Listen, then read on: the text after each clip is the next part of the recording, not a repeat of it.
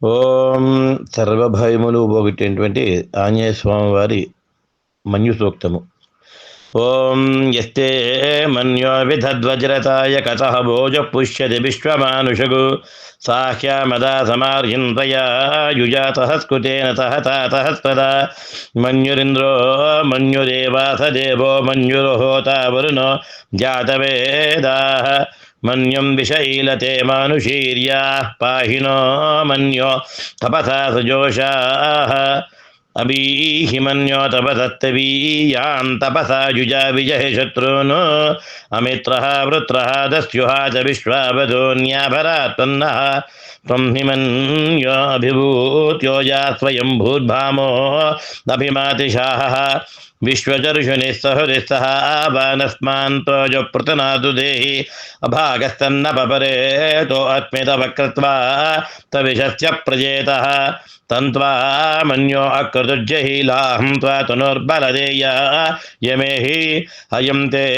అస్మ్యుపమే హర్వాన్ ప్రతీచీన సహురే విశ్వధాయ మన్యో వజ్రన్నభిమామాపవృత్స్వహనా వదస్యోన్ ఋతవోధ్యాపే అభిప్రేహి దక్షిణతో భవామేధా వృత్రాణి జంఘనా బభూరి జుహోమి తే ధరుణం మధ్వో అగ్రముభావుపాం శుప్రథమాభిభావ త్వయా మన్యో సరథమారుజంతో హరుషమానాతో దుషితామరుత్వః తిగ్మేషవాయుధా సందిశాన అభిప్రియం తునరో అగ్నిరూపాః అగ్నిరివ మన్యోత్తిశితః సహస్పదేన నేన స్వహురే హోతయేధి అత్రాజశత్రోన్ ద్విపజత్వవేదభోజో విమానో విముధోనుదస్వ సహస్రమన్యో అభిమాతిమత్మే రుజన్ముణన్ ప్రముణం ప్రేహి శత్రూన్ ఉగ్రం తే పాజో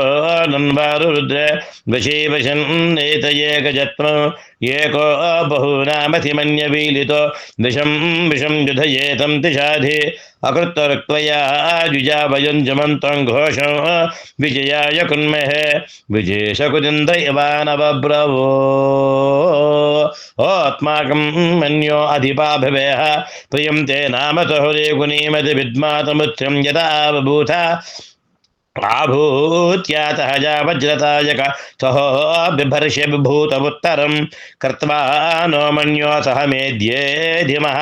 ధనస్య పురుహూత సంతృజి సంతృష్టం ధనముభయం తమాకృతమస్మభ్యం దత్తాం వరుణస్య మన్యోః బియం దధానా హృదయేషు శత్రవః పరాజితాతో అపనిలయం తాం ధన్వనాగా ధన్వనా జింజయేమ ధన్వనా తీవ్రాతమదో జయేమ ధనుశత్రోరపకామం కృణోతి ధన్వనా సర్వాః పదిశో జయేమ శాంతా పృథివీ శవమంతరిక్షం జౌనో దేవిభిన్నోత్తు శివాదిశ పదిశ బుద్ధిశో నాభో విశ్వత పరిపాంతు తర్వదశాంతిశ్చాంతి ఆంజనేయాయ విద్మహే వాయుపుత్రాయ ధీమహి తన్నో హనుమత్ ప్రచోదయాత్. ఓం శాంతి శాంతి శాంతి.